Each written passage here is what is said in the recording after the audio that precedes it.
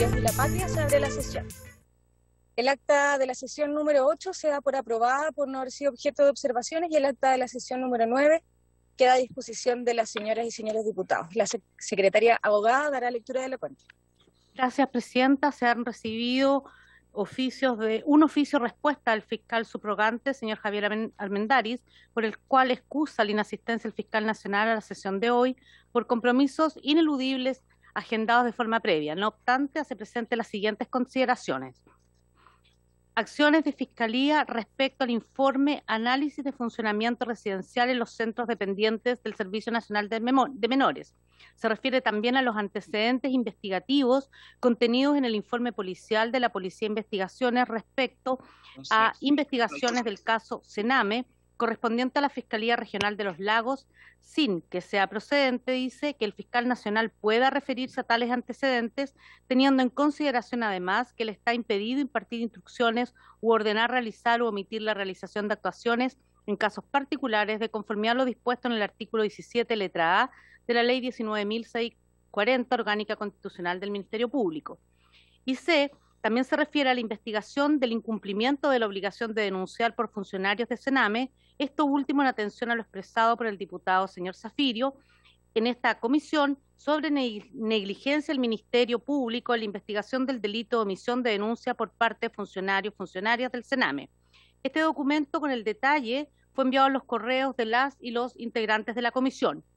Una nota del fiscal señor José Luis Pérez, por el cual excusa su inasistencia a la sesión de hoy por compromisos impostergables. Una nota del señor Cristian Santis, de la Fiscalía Local de Alta Complejidad, mediante la cual excusa la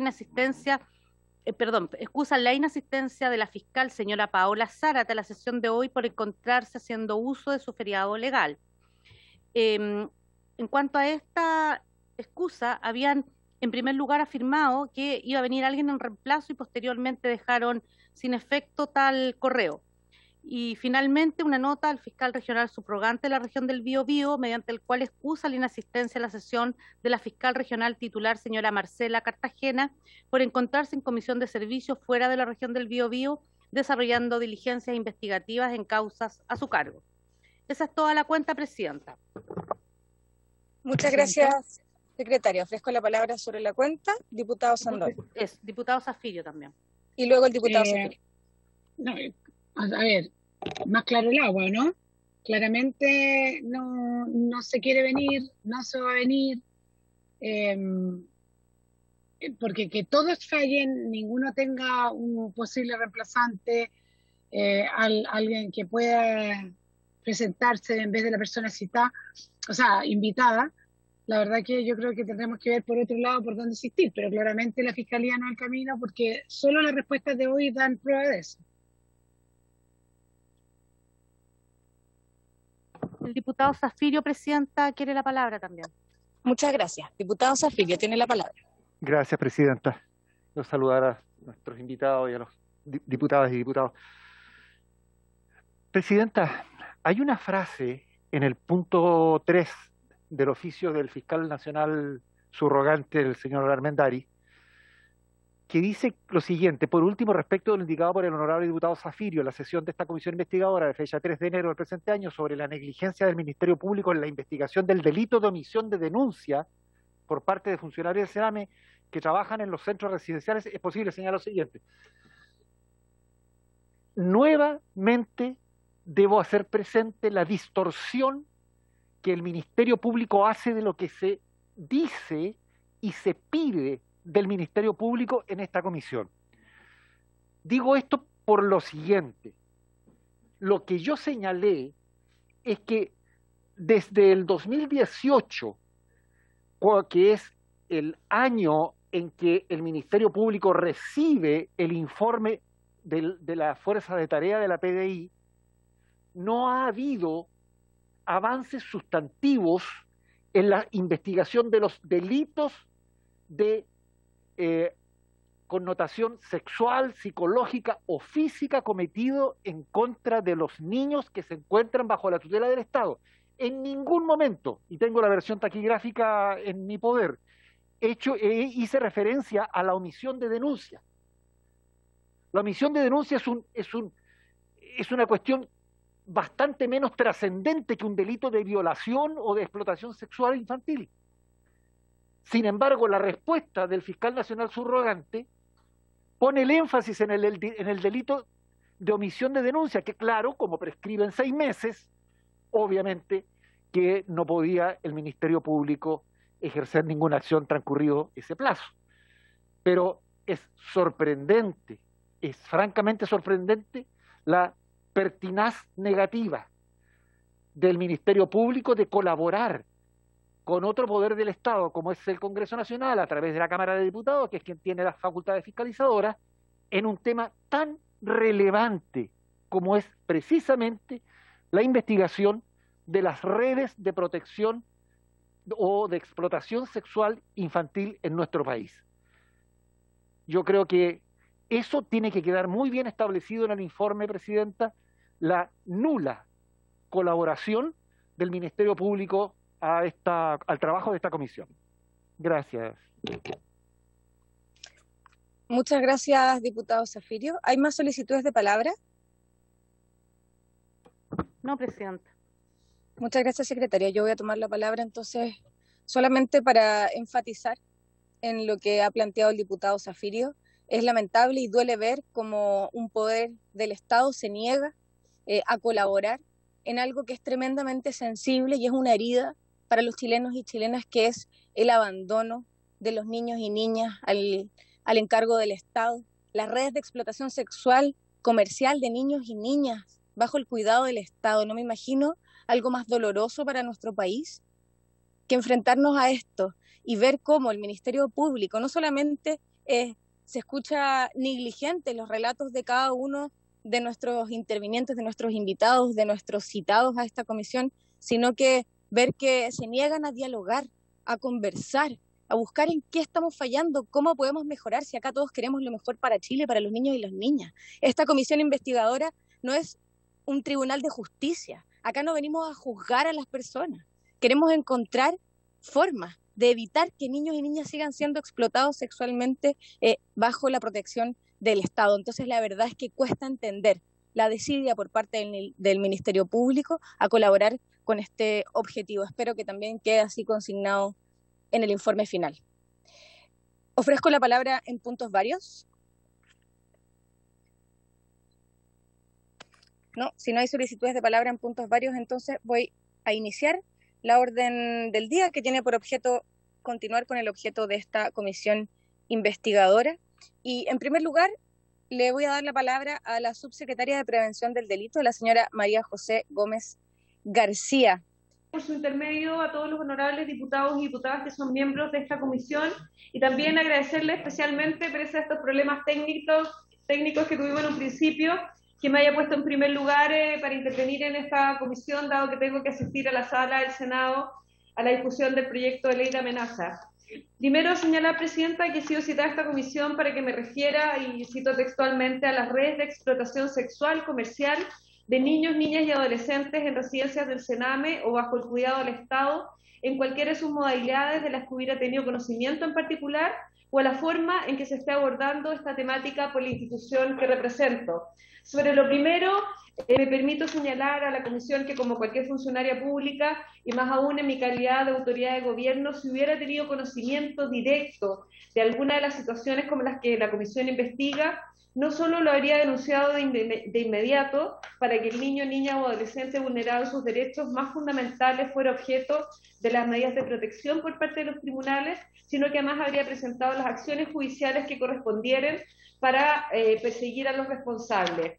Sobre lo segundo, y que tiene que ver respecto de la forma en que esta subsecretaría aborda temáticas relativas a niños, niñas y adolescentes, la forma en que esta temática precisamente se está abordando en la institución que represento, tiene que ver con aquellas funciones que nos entrega la Ley Orgánica del Ministerio del Interior y Seguridad Pública, y que tiene que ver con ser un órgano colaborador inmediato del Ministro del Interior y Seguridad Pública en todas aquellas materias relacionadas con la elaboración, coordinación, ejecución y evaluación de políticas públicas destinadas a prevenir la delincuencia y a rehabilitar y reinsertar socialmente a los infractores de ley.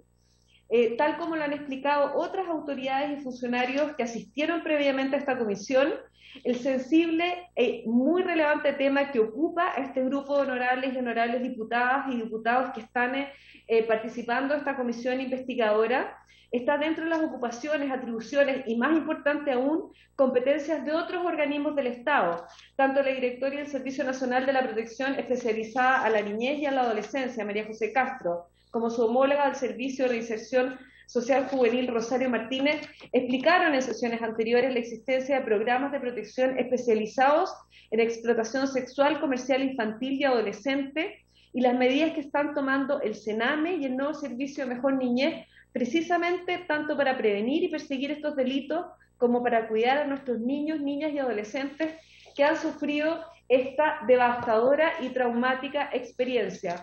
En la misma línea, por supuesto, el subsecretario de Justicia, Sebastián Valenzuela, describió el trabajo que está realizando el Ministerio de Justicia y Derechos Humanos en materia de explotación sexual comercial de niños, niñas y adolescentes, y destacó la necesidad de modificar el concepto de prostitución infantil en el Código Penal, pues no existe ninguna voluntariedad de parte de las víctimas en la comisión de ese delito, como parece asumirse en esa desafortunada tipificación. No obstante, todo lo anterior que he señalado, Presidenta y honorables diputados y diputadas, nosotros como subsecretaría tenemos un área en que efectivamente nos ocupamos de niños, niñas y adolescentes, en el marco de este mandato legal que tenemos como subsecretaría de rehabilitar y reinsertar socialmente a los infractores de ley. Es un programa muy importante de esta subsecretaría y también muy importante para nosotros como gobierno y en especial para mí como subsecretaria. Se trata de nuestro sistema LAZO. Este, sin embargo, trabaja con niños, niñas y adolescentes que han presentado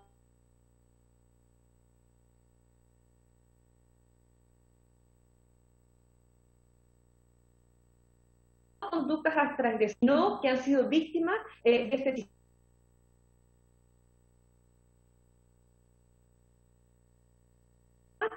Bastante ya por el hecho de que abordan nuestro país y merecen nuestra especial protección, como hemos estado trabajando en distintas normativas que llevamos adelante, como la ley Tamara, sino porque un objetivo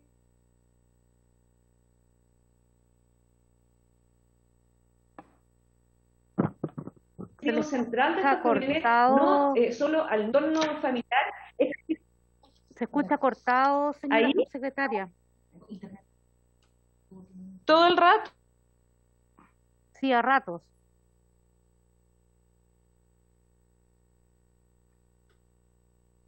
¿O solo ahora? ¿Sí prendo la cámara?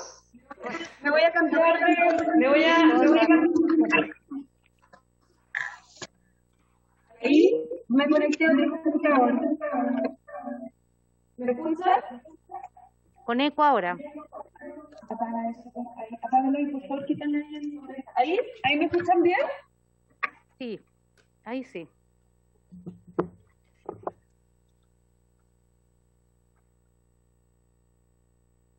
¿Ahí me escuchan? Sí, ahí se escucha.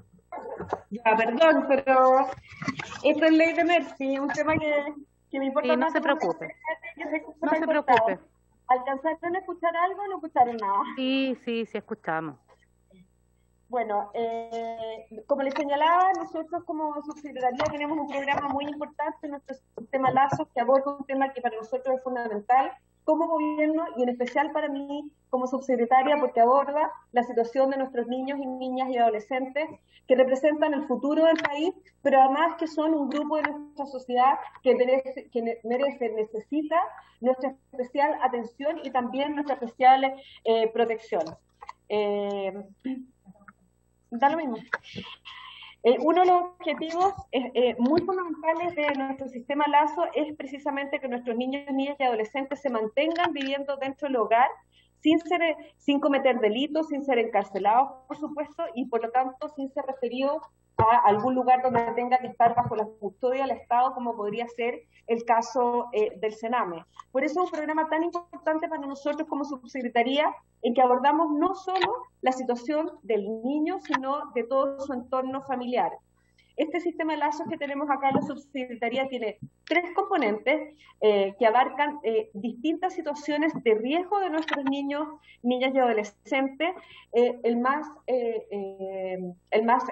mayor riesgo, el mayor componente que ve a los niños que tienen mayor vulnerabilidad o riesgo es lo que se llamamos terapia multisistémica o MST, que trabaja con jóvenes que presentan conductas de transgresión, que busca reinsertarlos socialmente y evitar que inicien o continúen una incipiente carrera delictual.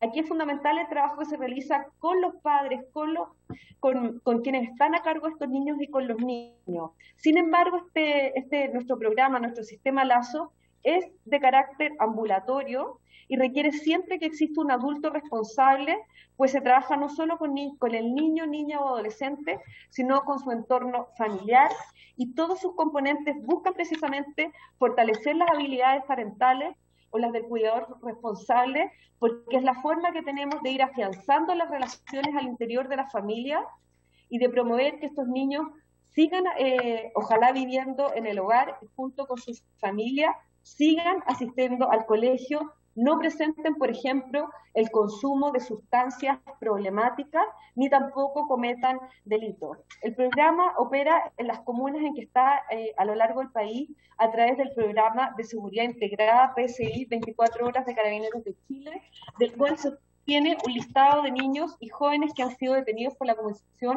de algún delito o por algún tipo de infracción.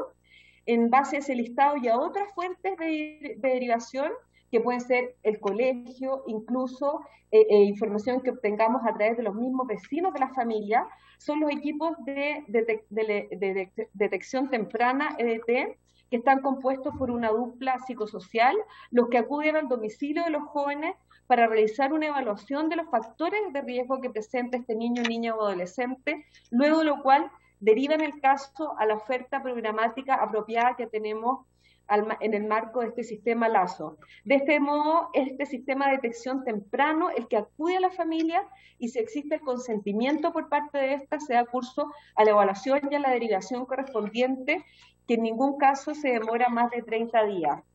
El equipo de detección temprana que evalúa a estos niños por medio de instrumentos específicos y en función de los resultados puede realizar las siguientes acciones: derivar alguno de los componentes internos del programa Lazos o a la red comunal de infancia según corresponda, hacer seguimiento y gestión de los casos derivados en la lista o en lista de espera.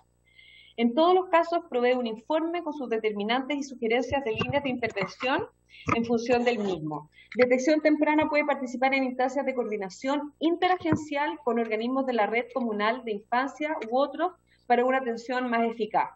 Como se sabe, cuando esté plenamente operativa la ley que crea el sistema de garantías y protección integral de derechos de la niñez, habrá oficinas locales de niñez en cada municipio que serán entidades encargadas de la promoción de derechos, la prevención de situaciones de riesgo y vulneraciones y la protección de los niños, niñas y adolescentes. A partir de ese momento, Lazos se coordinará con dichas entidades mientras sigue siendo parte de la red ampliada de niñez que integran varias entidades dedicadas al bienestar y la protección de nuestros niños, niñas y adolescentes. Sobre el ingreso a Lazos, la mayoría de los niños, niños y adolescentes ingresa a través del PSI de Carabineros, un 49,7%, seguido de las derivaciones que nos hacen los colegios, los establecimientos educacionales, los liceos, con un 19,5%, y la demanda espontánea, que representa un 11,4%. La mayoría de los niños, niños y adolescentes que nosotros atendemos tienen entre 14 y 16 años, un 55,2%, un 24,8% tiene 17 años y un 20% tiene entre 8 y 13 años. Un 67% corresponde a hombres, un 32,4% a mujeres, un 46,2% de los niños, niñas y adolescentes se encuentran en educación básica y un 48,4% en educación media. La mayoría de los niños, niñas y adolescentes que atendemos no presenta delitos que estén formalizados y su derivación obedece a problemas conductuales u otras razones que el sistema de detección temprana debe despejar. Un 21%, un poco más, ingresa por delitos contra la propiedad, un 5,8% por vulneración de derechos, por ejemplo, deserción escolar, en conjunto con consumo de drogas y otras circunstancias asociadas al riesgo, y un 4,6% por violencia intrafamiliar. alrededor de un 21% registrado por Carabineros como ingresos por otras razones. Luego de esta evaluación que hace nuestro equipo de detección temprana, los niños, niñas y adolescentes, según los factores de riesgo que presentan y que se detectan en esta evaluación, pueden ser derivados algunos de los 3 componentes que tiene nuestro sistema LASO. El primero de ellos consiste en triple P, que desarrolla fundamentalmente los conocimientos y las habilidades parentales y la confianza en la crianza de los padres y cuidadores para prevenir así el desarrollo de conductas problemáticas de niños, niñas y adolescentes. Este es un componente que consiste en alrededor de 12 charlas que se le realiza a los papás, la mitad de ellas grupales, y después charlas en que el papá o la mamá o el cuidador del niño, niña o adolescente conversa directamente con las duplas psicosociales que son parte de este programa, y donde estas duplas van viendo cómo los padres van o los cuidadores van desarrollando y avanzando en estas habilidades parentales que le permiten ir desarrollando los factores protectores respecto del niño, niña y adolescente que se está atendiendo, y evitando aquellos que son los factores de riesgos que presentan estos mismos niños, y además ayuda mucho a fortalecer, a profundizar las relaciones con los niños, niñas y adolescentes, a entender cómo tratarlos, cómo poder ir avanzando para, por sobre todo, evitar los factores de riesgo. El segundo componente al cual se puede derivar a uno de los niños, niñas y adolescentes que ha sido evaluado es Familias Unidas, que ya entra en una forma de abordar la problemática más intensiva. Los riesgos, los factores de riesgo que enfrentan estos niños, niñas y adolescentes son mayores, por lo tanto la dedicación que la dupla psicosocial tiene que efectuar tanto respecto de los padres como de los niños intervenidos y de los adolescentes también, y nuestras niñas, es mucho más intensiva, hasta llegar, por supuesto, en el fondo, el Familias Unidas busca desarrollar relaciones cálidas y de apoyo al interior de la familia, pero con una dedicación que es más intensiva respecto del caso que se está estudiando. Y por supuesto, el componente de MST, nuestra terapia multisistémica, es un tratamiento mucho más intensivo, los factores de riesgo son mayores, aquí vemos mayor existencia, por ejemplo, de consumo problemático de sustancias, o también nos encontramos con niños que ya han pasado, por ejemplo, por alguna detención, o sea, tienen un riesgo mayor de caer en carreras delictuales. Como este riesgo es alto, la intervención que realiza el equipo de terapia multisistémica es mucho más intensivo, y por supuesto se acompaña durante un periodo que es de alrededor de 6 meses al grupo familiar que está siendo intervenido en su conjunto. Los resultados de MST... Señora subsecretaria, disculpe, el tiempo de la intervención ya se acabó. Si puede resumir lo que queda. Ya, muchas gracias. Sí, voy a resumir porque esta es una parte muy importante y la voy a resumir lo más que pueda. Aquí estos componentes tienen evidencia y es muy importante porque nos reflejan los resultados que estamos viviendo respecto a la intervención que se hace en los niños. El caso de MST, casi un 96% de los niños siguen viviendo en su hogar al término del tratamiento, el 87% está estudiando y el 81,6% no tiene nuevas detenciones. Lo mismo pasa con los otros componentes, que tenemos un alto resultado, más de un 90% respecto de las 3 cosas que yo les señalaba, de que siguen viviendo en el colegio, no son detenidos nuevamente y no tienen consumos problemáticos de sustancias. Y además los papás que participan en estas intervenciones tienen una evaluación muy positiva, arriba del 90% respecto a los efectos que tiene esta intervención. Por eso nosotros creemos que este programa tiene que seguir no solo desarrollando, sino que fortaleciéndose, porque lo que vemos y lo que recogemos de los testimonios, tanto de los papás, de los cuidadores, como de los propios niños que han pasado por este programa, es lo beneficioso que es y los resultados que tienen respecto, por un lado, de ir recuperando el futuro de nuestros niños, niñas y adolescentes y cumplir con el deber que tenemos como Estado de darles especial protección a quienes son un sector vulnerable de nuestra población y que requieren esta mayor protección por parte del Estado, como son nuestros niños, niñas y adolescentes. Muchas gracias, presidente, muchas gracias, comisión, diputados y diputadas, por haberme escuchado durante esta intervención. Muchas gracias a usted, subsecretaria, por la presentación. Ofrezco la palabra para preguntas. Si me ayuda Claudia desde la sala. Por acá no, presidenta, no hay peticiones de palabra. Yo tengo algunas preguntas, entonces voy a tomar la palabra ya que no hay más solicitudes de otros parlamentarios. Subsecretaria, de acuerdo a las orientaciones técnicas de detención, atención y primera respuesta en salud a personas víctimas de trata, tráfico ilícito de migrantes y explotación sexual y comercial de niños, niñas y adolescentes, es la Subsecretaría de Prevención del Delito la entidad que debe coordinar y evaluar el protocolo intersectorial. Y es por eso que fue invitada a esta comisión en particular. Y en relación a eso yo quisiera hacer algunas preguntas. Primero, ¿qué acciones y medidas han surgido a la mesa, o han sugerido, perdón, desde la subsecretaría a esta mesa intersectorial sobre trata de personas? Otra cosa que quisiera preguntar es, ¿qué medidas se han tomado desde la subsecretaría para prevenir este tipo de delitos? Otra pregunta que quiero hacer es que quiero saber si usted tiene la información sobre si se ha aumentado o ha disminuido la cantidad de víctimas menores de 18 años de delitos de explotación sexual. Y también me gustaría saber si el sistema de registro de información de las víctimas que ingresan al protocolo intersectorial tiene algún indicador que permita identificar cuántas de esas víctimas son personas que están bajo el cuidado estatal. Y si es así, si existe tal indicador, quisiera saber si pudiese indicarnos cuántas víctimas bajo el cuidado estatal se han registrado durante los últimos años. Y por último, quisiera preguntar en qué estado se encuentra la implementación del protocolo intersectorial de atenciones a víctimas de trata de personas. Si nos puede, por favor, indicar el estado a nivel regional y a nivel nacional también. Esas son mis preguntas para que pueda contestar, subsecretaria, ya que no hay más solicitudes de palabra.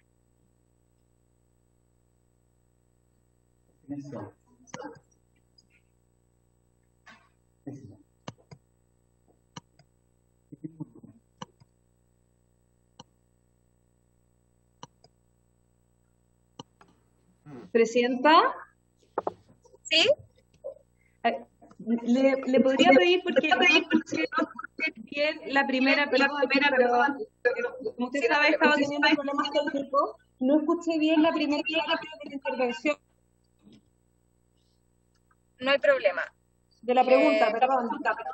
Vuelvo entonces. Deme un segundo.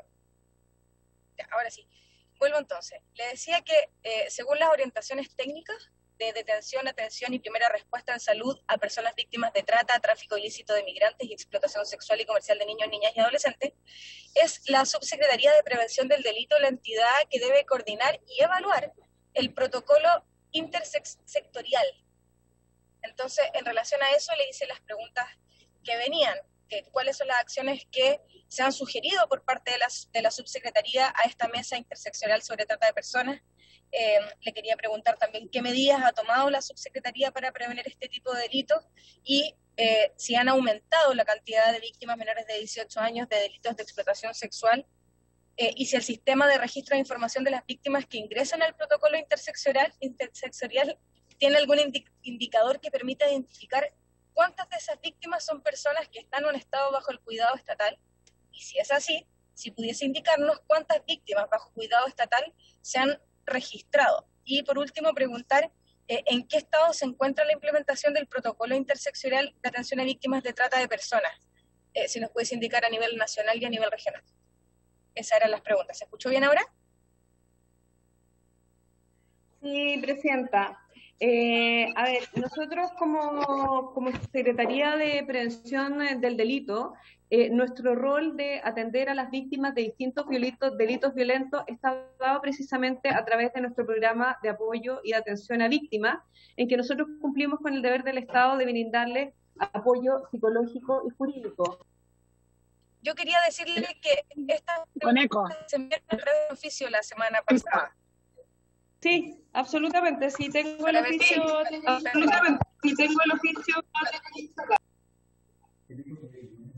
Pero hay un eco, presidenta, perdón, que no es mío, que parece, no sé si alguien tendrá abierto el micrófono o ahora sí. Bueno, tal como le señalaba, Presidenta, nosotros como Subsecretaría de Prevención del Delito, el vínculo que tenemos respecto al tema que usted me señala, que es precisamente la trata de personas y en el caso de niños, niñas y adolescentes, nosotros cumplimos con nuestro deber como Subsecretaría, de acuerdo a las herramientas legales con que contamos, de apoyar con respaldo jurídico y atención psicológica a aquellas personas que han sido víctimas de delitos violentos.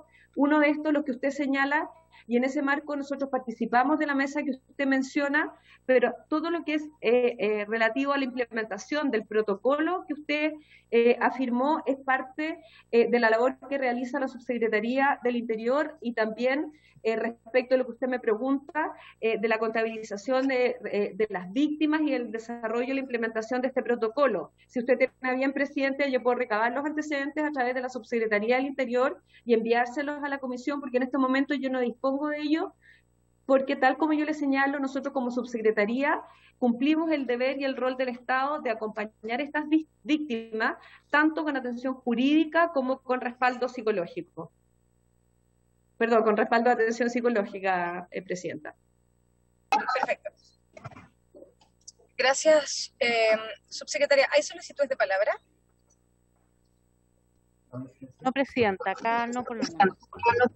Ya, entonces yo, disculpe, voy a tomar la palabra por última vez y quería preguntarle, Subsecretaria, si no tiene la información que habíamos solicitado respecto de los protocolos, ojalá pueda tener a bien enviarlos a esta comisión con posterioridad, quizás responder el oficio, si prefiere de esa manera, pero quisiera preguntarle cómo han avanzado los compromisos de la Subsecretaría de Prevención del Delito según el tercer marco para la acción contra la explotación sexual comercial de niños, niñas y adolescentes del año 2017 al año 2019. Según este marco, la Subsecretaría que usted encabeza, que es la de Prevención del Delito, tenía que, primero, capacitar a los profesionales del programa de atención integral familiar 24 horas en la temática de explotación sexual comercial de niños, niñas y adolescentes.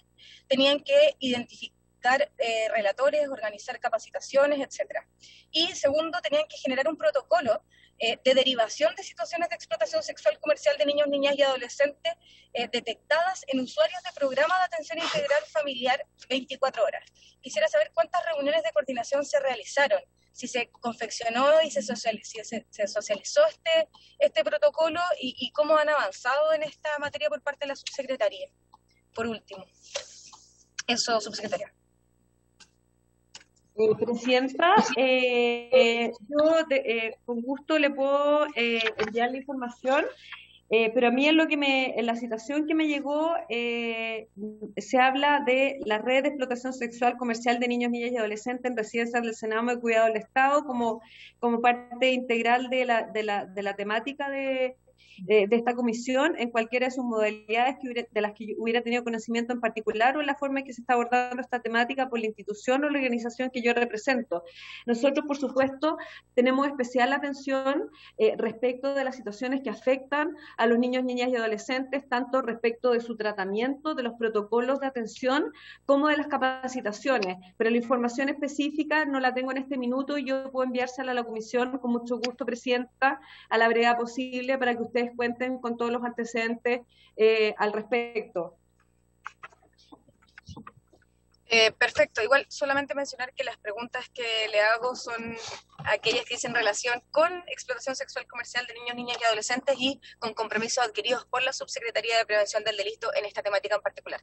Entiendo que no pueda tener los antecedentes específicos que yo le estoy pidiendo a la mano, pero...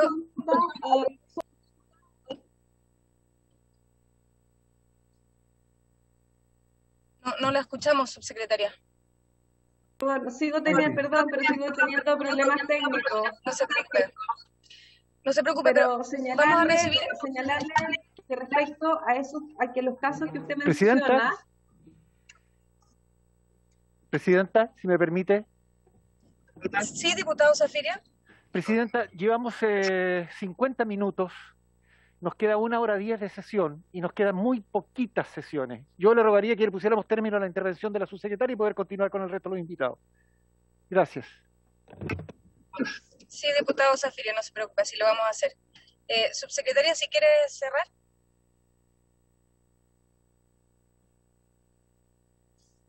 No, Presidenta, solo señalarle la especial preocupación de nuestra subsecretaría por atender y acompañar estos casos y avanzar tanto en los protocolos como en las capacitaciones, y que la información específica se la voy a hacer llegar a la brevedad a la Comisión. Perfecto, muchas gracias. Quedamos a la espera entonces de esa información. Que tenga una buena tarde y nos vemos en la sala del Pleno. Vamos a seguir entonces con nuestros invitados. Le voy a dar la palabra al segundo invitado de esta sesión. Vamos a recibir entonces también hasta por 10-15 minutos a Branislav Marelic. Presidenta, perdona que le interrumpa. Dígame, si no hay problema. No está el invitado. ¿Podríamos seguir con Pamela Paredes, por favor? Sí, secretaria, no hay problema. Le doy la palabra entonces. Entonces le doy la palabra a Pamela Paredes. Ella es escritora, es activista por los derechos de la niñez y es ex usuaria del Sename. Así que, Pamela, la escuchamos también hasta por 10-15 minutos. Le agradezco mucho que nos acompañe el día de hoy y estaremos atentos a su presentación. Muchas gracias, Presidenta. Voy a hablar desde mi experiencia como ex usuaria de Sename y desde la investigación en mi rol de activista por los derechos humanos de las niñeces y las juventudes, especialmente en el contexto de institucionalización en Sename.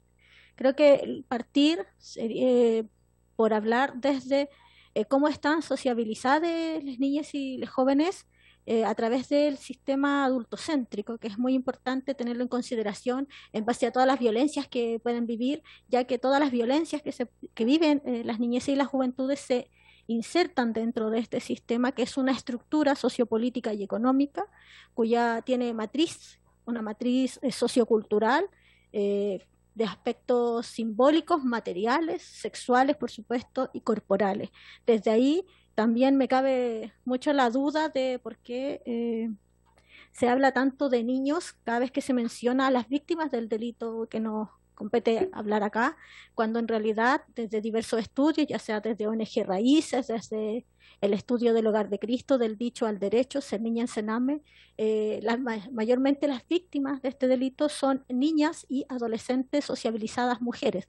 Por lo tanto, la invisibilización de las violencias que viven en particular las niñas y las adolescentes sociabilizadas mujeres es parte importante de cómo la sociedad entera tiene una desidia constante hacia los delitos de los que son víctimas y las violencias que viven. Por lo tanto, creo que es muy importante mencionarlo desde ahí también, porque desde mi investigación y de mi rol como activista, visibilizando a las niñas también en sus formas particulares de violencia, los roles de géneros tienen mucho que ver en cómo los delitos que puedan vivir. El fenómeno de la EXNA, de explotación sexual comercial, contra niñas, niños y adolescentes, es un fenómeno que se diferencia de otras formas de violencia sexual, como es señalado en este libro que mencioné del estudio del Hogar de Cristo, del dicho al derecho, por sus dimensiones de género. Hace mucho hincapié ahí y también destaca otro aspecto importante que tiene que ver con el intercambio. Como este delito se basa en el intercambio, genera la idea de que existe una voluntad de parte de las víctimas. Por lo tanto, este genera además un círculo de tolerancia en el funcionamiento que permite la proliferación de estas redes de explotación sexual comercial. Por otro lado, la víctima introyecta hacia sí misma la responsabilización que hace la sociedad sobre ello, porque recibe algo a cambio, ya sea dinero, drogas, también pueden ser lazos, filiaciones, etc. Y además la sociedad la estigmatiza mediante discursos y dispositivos. Uno de estos discursos que está muy patente tiene que ver con cómo la prensa también aborda socialmente estos delitos, donde el abordaje se hace hincapié en las víctimas. Así, un símil podría ser cómo la prensa comunica casos de femicidio, violencia intrafamiliar hacia las mujeres, en donde se centra el rol de las víctimas, en si son empobrecidas, si consumen drogas, etc.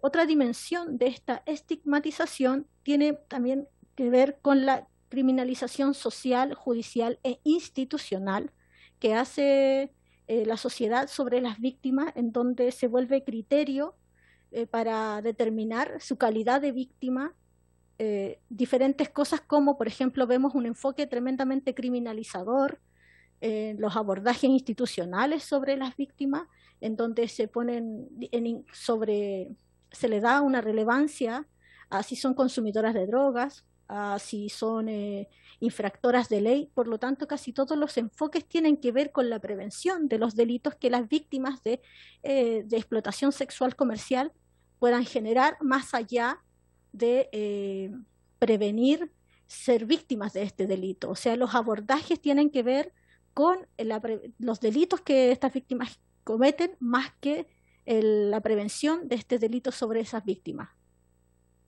Me quedé bien escuchando a la subsecretaria y me generó mucho esa idea a través de su exposición. Viendo, además, la sociedad criminaliza a las adolescentes por ser también, haber iniciado una vida sexual temprana, por ejemplo, y estos criterios sí pesan a la hora de abordajes institucionales, así como la desidia de los funcionarios o el abandono de deberes, deberíamos decir, de los funcionarios o funcionarias de denunciar o persistir en las denuncias de parte de los jueces, porque son criterios que permean en toda la institución esta criminalización social que se da por ser infractoras de ley, por ser consumidoras de droga, por haber iniciado una vida sexual temprana, y porque además también son adolescentes y niñas que rompen un poco los roles de géneros asignados a ser niñas o adolescentes. Estos son enfoques, son criterios importantes a la hora porque les niegan la restitución de derechos.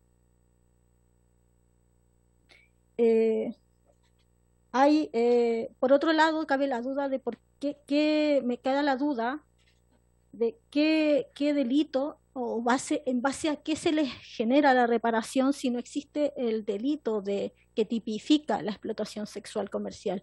Entonces me queda la duda, ¿qué enfoques tienen los equipos si es que no se reconoce el delito? Porque ahora el proyecto está en discusión, en tramitación, pero no existe el delito que tipifique la explotación sexual comercial.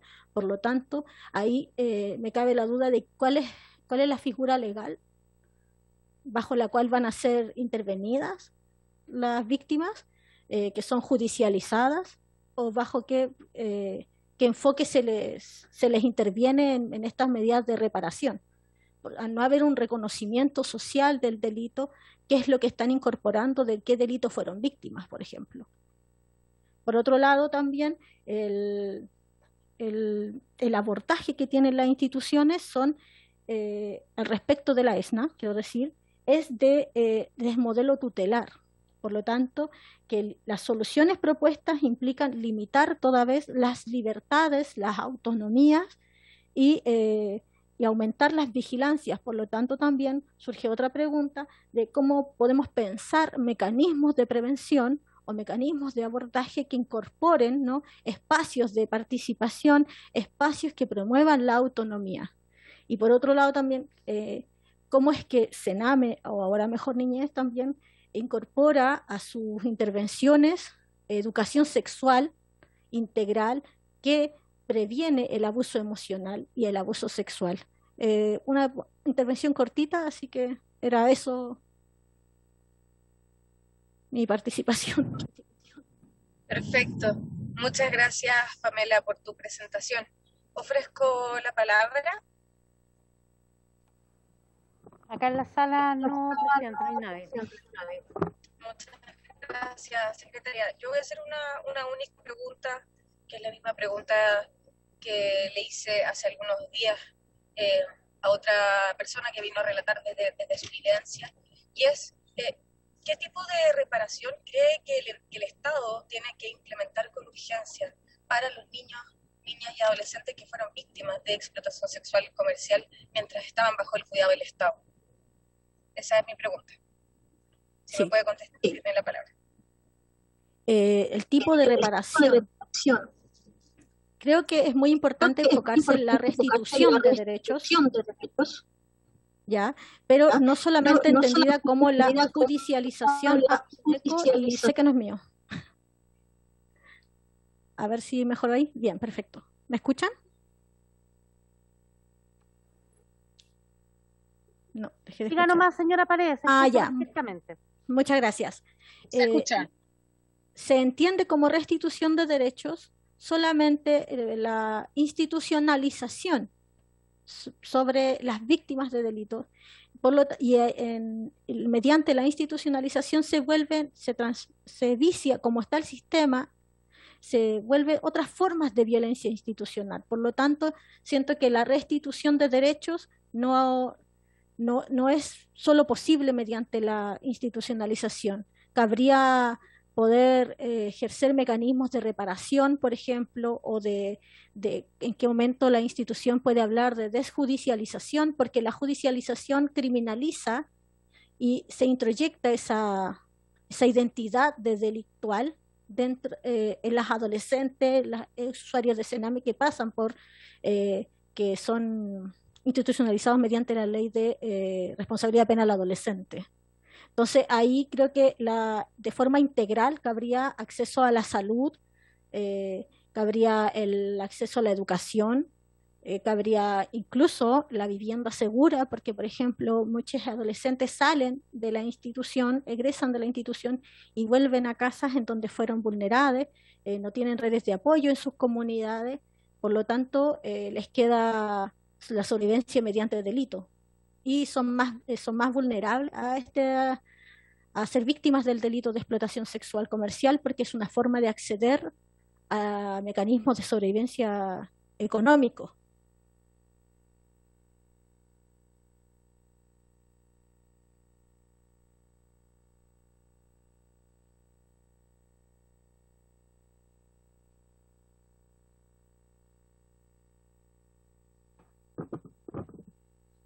Señora Pamela, ¿terminó su respuesta? Muchas gracias. Entonces vamos a seguir con el siguiente invitado, el señor Branislav Marelit.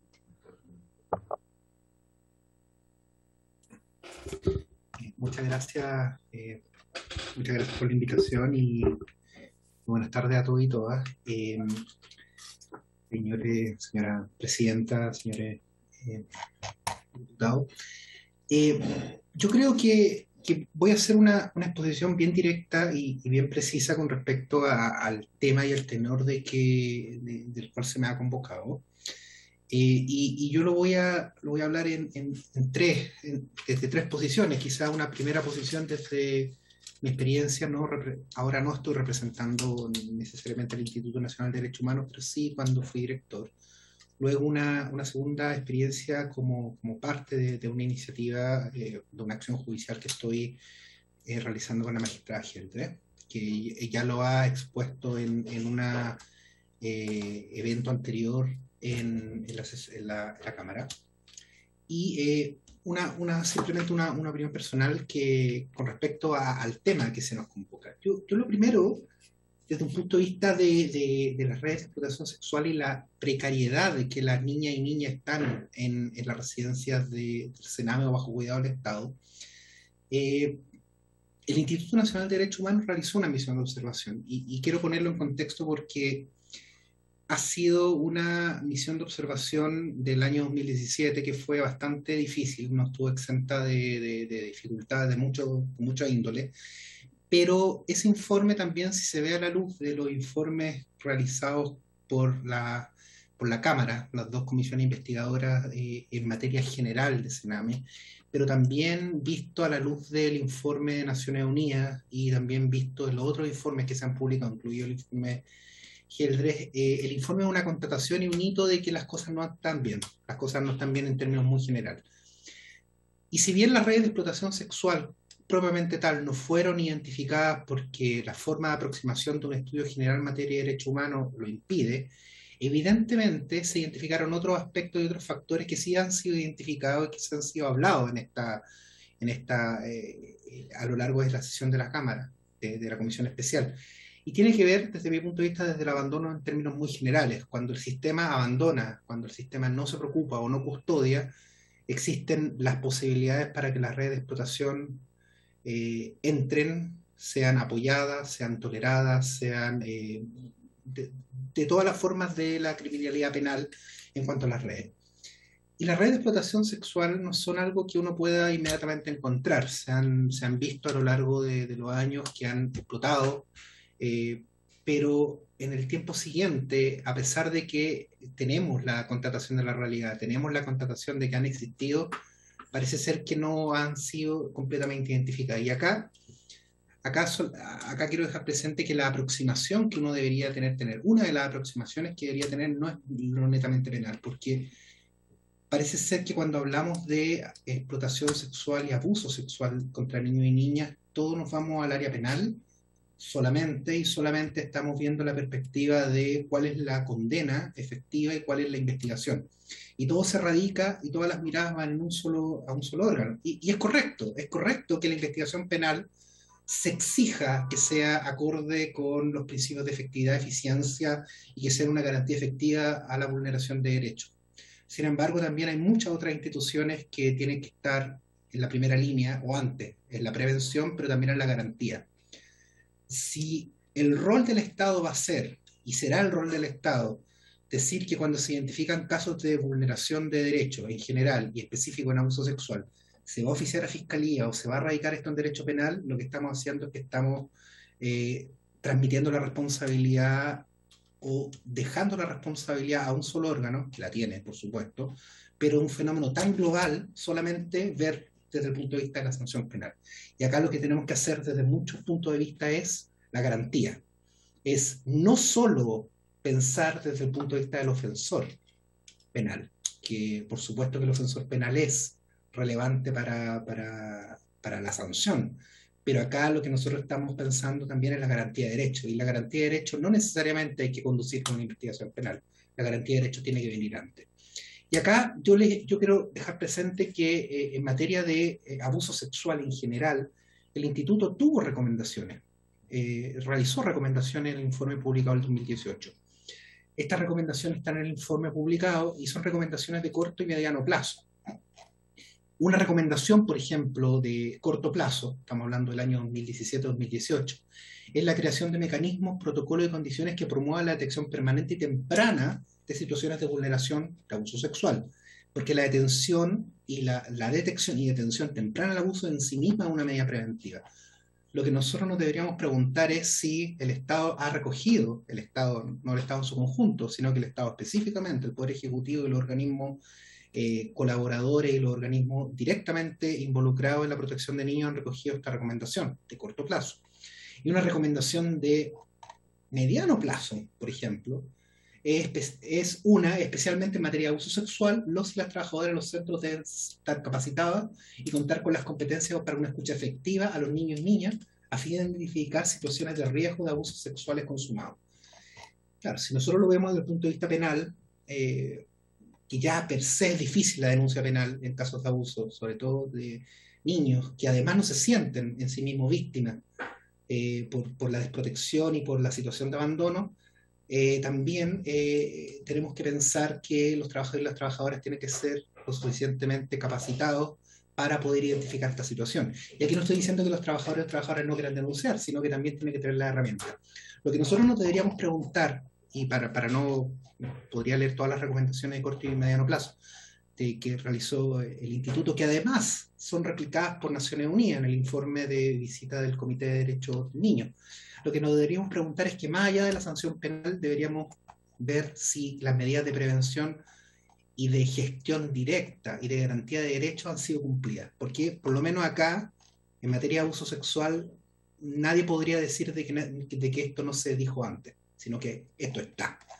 Y con mayor razón con todo lo que se ha conocido. La vía penal no es la única ni la exclusiva vía de prevención. Es importante, pero no deberíamos simplemente mirar a una institución de persecución penal para tomar una decisión y poder decir que el sistema en su conjunto no está garantizando. Porque también nos hacemos la pregunta, ¿por qué tenemos que llegar a la sanción penal y no llegamos a la prevención o la identificación? Otro punto de vista que también quiero comunicar es que en términos amplios de derechos humanos, a nivel nacional e internacional, como un paréntesis, la evolución de los derechos humanos siempre pasa, y siempre ha pasado, primero por una declaración de intenciones, luego por una legislación y luego por un monitoreo efectivo. La declaración de intenciones de que nosotros nos vamos a poner del lado de los derechos del niño ha sido bastante, se ha explayado. Las leyes, recién vamos a tener leyes propiamente tales de garantía, relativamente, las vamos a tener, si es que las vamos a tener de manera muy reciente. Pero también tenemos que pensar cuál es el monitoreo efectivo, porque si nosotros hacemos declaraciones, tales como los niños primero, los derechos de los niños, y luego hacemos leyes propiamente tales, vinculantes, nosotros también tenemos que pensar de que esas dos grandes pasos que se hacen son totalmente inefectivos si no tenemos un monitoreo efectivo y un control efectivo. Y ahora nos tenemos que hacer la pregunta nuevamente: ¿existe un control efectivo de la protección de los derechos del niño para prevenir vulneraciones en general de derechos, pero también de abuso sexual? Y ahí es donde tenemos que hincar el diente. Y el monitoreo efectivo, nuevamente, no depende solamente de la Fiscalía. Es importante, pero no es lo único. Y acá, en el monitoreo efectivo, también quiero plantear un tema que estando muy de acuerdo con todo lo que se ha expuesto desde la sociedad civil, los expertos y expertas, hay un tema que quisiera agregar, que es el tema del monitoreo efectivo y el control. Que sin el monitoreo efectivo y el control podemos tener muchas declaraciones de buenas intenciones y muchas declaraciones y legislaciones en contra del abuso sexual infantil. Por cierto, un delito, nadie en duda que es un delito, pero sigue siendo cometido, porque nos falta control, nos falta conciencia y monitoreo. Y acá existe un punto de conflicto que tiene que ver con quién monitorea o quién hace el control total de esto. Porque lo que pasa es que acá existe un control parcial, no existe un control global sobre lo que está ocurriendo en materia de derecho, y un ejemplo es el uso del secreto. Y acá también lo quiero dejar presente, porque el uso del secreto o el uso de la reserva para la protección de los derechos del niño no puede ser ocupado para ser una forma de impunidad con los derechos del niño. Porque lo que ocurre es que cuando nosotros hablamos del derecho y la reserva, nosotros estamos hablando de que ese derecho y la reserva de todas las situaciones gravísimas que le ocurren a un niño o a una niña, pero también a una persona adulta, tiene que ser, por supuesto, reservado para que no exista una victimización secundaria o exista otros hechos colaterales del conocimiento de esa grave situación que pasó a esa persona. Pero ese secreto no puede ser ocupado para que nadie investigue, nadie supervise y nadie sepa qué se está decidiendo en la materia. Y eso es lo que muchas veces ocurre en situaciones de vulneración de derechos. Y aquí también me pasó a comentar en general lo que hemos visto con la magistrada Geldre en la acción judicial, que es la acción judicial internacional, que por supuesto no se conoce porque es reservada, pero en esa reserva, en materia de tramitación interamericana, lo que uno se puede dar cuenta es que no existe una fiscalización o no existe una mirada integral de cómo los tribunales, cómo las instituciones públicas, cómo el Poder Judicial, cómo la Fiscalía, cómo el Estado en su conjunto está tomando los temas. ¿Por qué? Porque uno no puede analizar más casos porque está el secreto. Y justamente uno no puede analizar la trayectoria judicial de la protección estatal de un niño porque está el secreto, en materia judicial, por ejemplo. Y claro, perfecto el secreto, pero cuando el secreto impide tener una mirada longitudinal y una mirada crítica de qué está pasando en la protección de derechos, porque sabemos el resultado, sabemos el final. El final es que nos está yendo mal en la protección de derechos del niño y de abuso sexual. La pregunta es cómo podemos ver eso. Y una de las cosas que no ayuda, por lo menos, es la censura y el secreto. Y, por ejemplo, en materia de investigación o en materia de difusión, nosotros sabemos que la prensa es una herramienta. Por supuesto que la prensa no puede exponer la vida privada ni las situaciones de vulneración de un niño o una niña. Por supuesto que no puede. Eso nunca ha sido parte de una lógica de intervención de la prensa en esto. pero sí la prensa y el debate público en general nos permite a nosotros decir que aquí hay algo malo y permite la rendición de cuentas de las autoridades a través del control social o incluso incentivar el control político.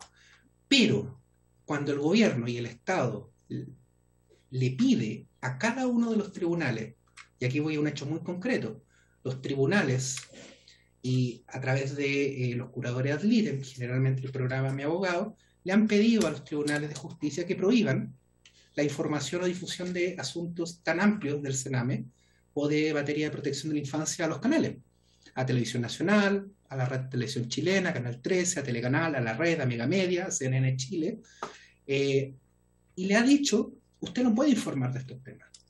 Usted no puede informar de estos temas en términos muy amplios, muy generales.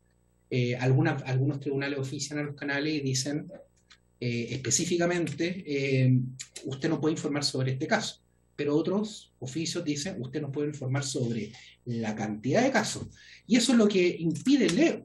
Y eso en términos bien concretos. Esto está en el expediente de la tramitación de la medida cautelar de la Comisión Interamericana reconocida por el propio Estado, de que el Estado ofició a los canales de televisión.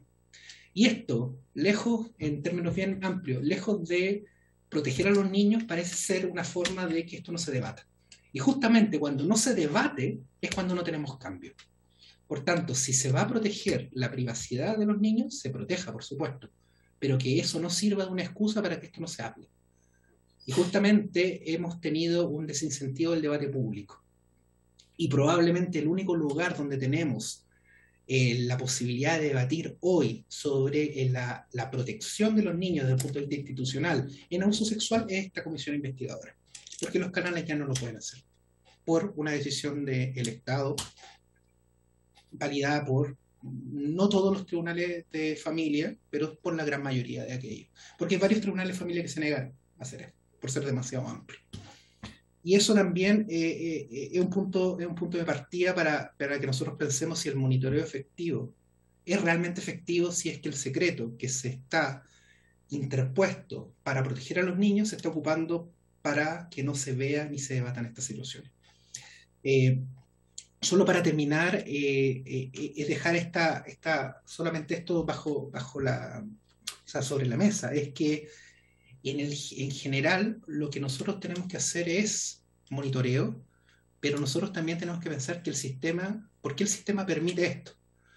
Y probablemente el sistema permite esto por la desprotección y la mala efectividad en la garantía de protección de derechos. Y la última idea que quiero también dejar presente, que ya lo he repetido, pero creo que es importante, la vía penal es importante, pero no es la única.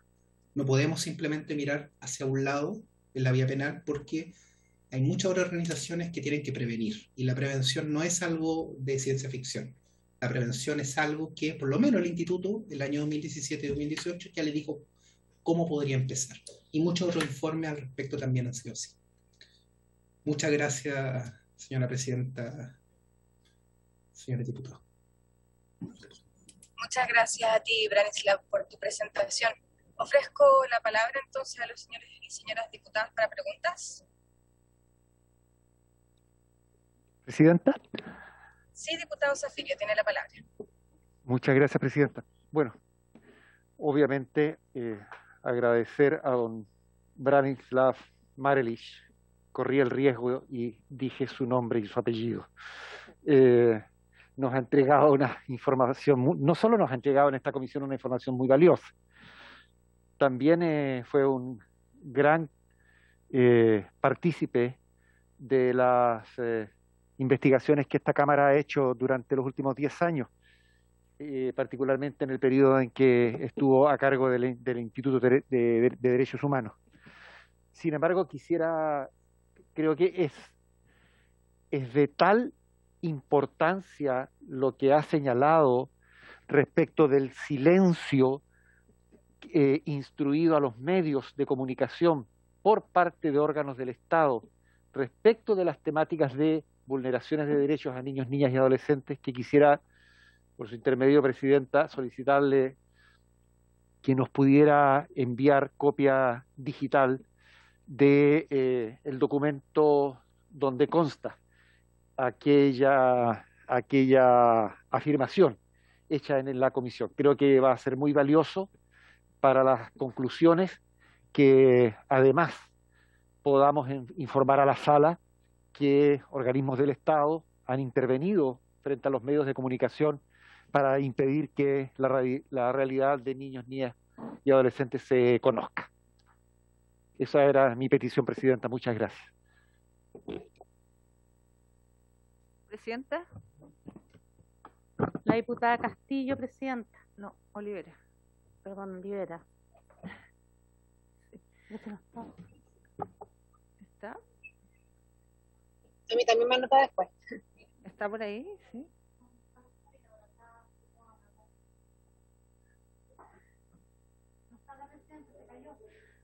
Ah, se hirió.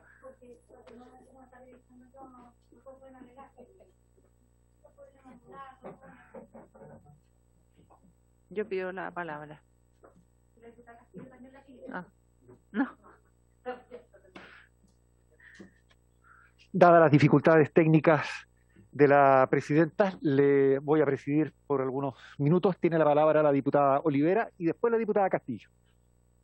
Muchas gracias, presidente. Gracias, presidente, presidenta también. No, yo sumarme a la solicitud que realiza el diputado Zafirio. Creo que lo que dice, bueno, primero agradecerle a Branislav y a la señora Pamela, bueno, y a quienes estuvieron antes exponiendo, pero creo que él apuntó a algo muy que llama la atención en realidad. El hecho de escuchar que aquí han habido otras instituciones, ¿cierto?, del Estado que han dado estas recomendaciones, o no sé si es obligatorio, el no dar a conocer este tipo de situaciones que ocurren dentro de las instituciones que están al cuidado de los niños, niñas y adolescentes. Uno se pregunta el por qué. Si nosotros, como dijo Pamela, vemos a través de los medios de comunicación, como por ejemplo cuando hay algún femicidio o algún intento de femicidio, eso se da a conocer. Entonces uno dice, ¿por qué en el caso no estamos pidiendo aquí que se revelen nombres ni identidades de nadie? Simplemente el hecho de visibilizar una realidad que está súper bajo la alfombra. Entonces es desde ahí donde uno le llama la atención. Por lo tanto, yo me quiero sumar a la solicitud del diputado Zafirio y bueno, yo creo también aquí que Branislav y la señora Pamela, ellos apuntaron, también coincidieron, diría yo, en algo que es fundamental dentro de lo que hemos escuchado y dentro de lo que se vive dentro de estas instituciones, y que tiene relación con la prevención. Los dos creo que se dejaron súper en claro que no solamente aquí se trata de penalizar algo, sino que también hay que prevenir, hay que trabajar desde la educación sexual en niños, niñas y adolescentes, y por supuesto también entregar las herramientas que se necesitan en algún momento cuando están en el periodo de reparación. La señora Pamela utilizó ella habló de la restitución de derechos. Y yo creo que ahí también apunta algo súper importante, porque siempre yo por lo menos siempre he escuchado sobre la reparación, pero la restitución de derechos creo que es súper importante. Y eso yo creo que también tenemos que considerarlo dentro del informe final, porque estamos hablando de restituciones de derechos que tienen que ver con la parte integral del ser humano, no solamente de los niños, niñas y adolescentes, sino que estamos hablando de seres humanos. Que están creciendo, que se están desarrollando, y por lo tanto yo creo que el Estado, si no cumplió, si no supo cuidar de todas esas personas, tiene que sí hacerse cargo de restituir esos derechos y de entregarles las mejores condiciones para que puedan avanzar en el camino que les va a tocar a cada uno. Así que yo muchas gracias a los expositores, y eso sería, presidente. Muchas gracias. Gracias, diputada. La diputada Natalia Castillo nos había solicitado la palabra. Si está la diputada Natalia Castillo, puede hacer uso de la palabra. No está. Ofrezco la palabra. Ahí estoy, no, aquí estoy. Diputada Castillo. Sí, que estaba silenciada. Bueno, primero agradecerle a los y las expositores, a Branislav también, y preguntarle a la Corte Interamericana y en qué medida nosotros como Cámara podríamos contribuir también en ese proceso. Si es que hay alguna gestión que dependiera de nosotros, algún requerimiento de información que nos diga y que podamos hacerlo como comisión o también como diputados y diputadas de manera particular si así lo estiman. Y lo segundo, presidente, es también para aprovechar de que ya estamos terminando esta comisión. Yo me he juntado también además de las personas que han venido acá, con los curadores ad litem, con los representantes de los curadores ad litem, y están con un problema gigantesco porque los niños hoy día no están teniendo representación en los tribunales, ya tanto en las medidas de protección en tribunales de familia, como también los niños que están sujetos de intervenciones, incluso en residencia. Hay un déficit hoy día tremendo dentro de la situación que ellos y ellas nos reportan.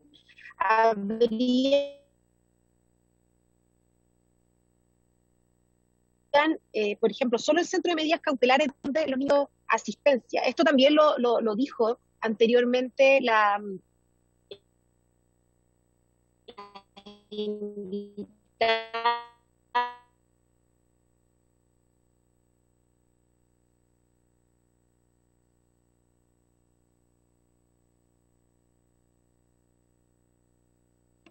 de la semana anterior. Y en que va pasando el tiempo, que los niños no van teniendo represión, vulneraciones de graves derechos, algunos menos graves. Sí, no, yo creo, presidente, que sería importante.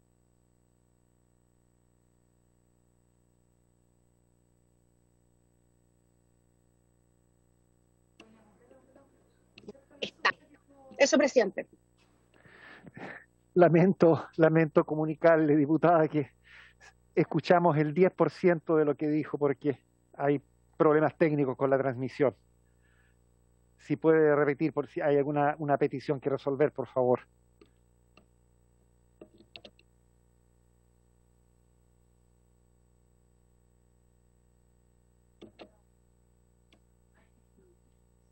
Si don Branislav desea hacer uso de la palabra. Sí, muchas gracias.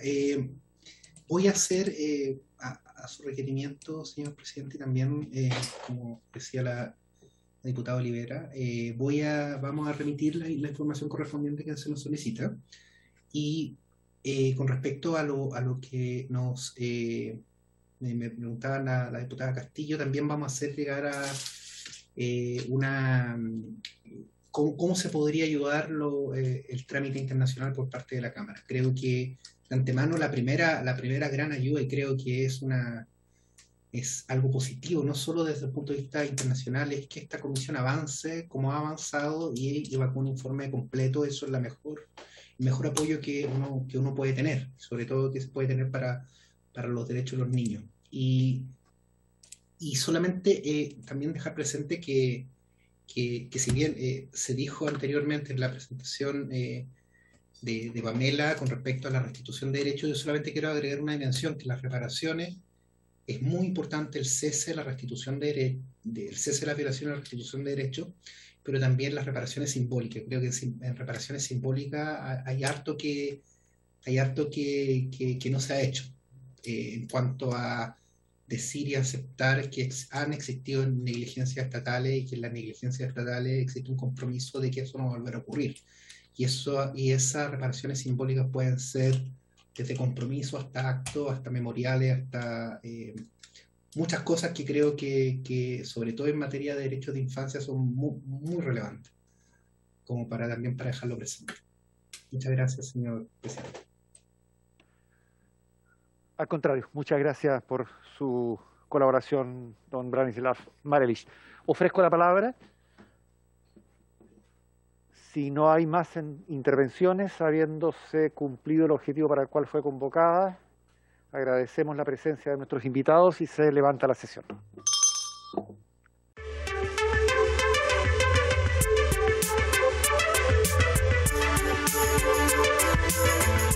Thank you.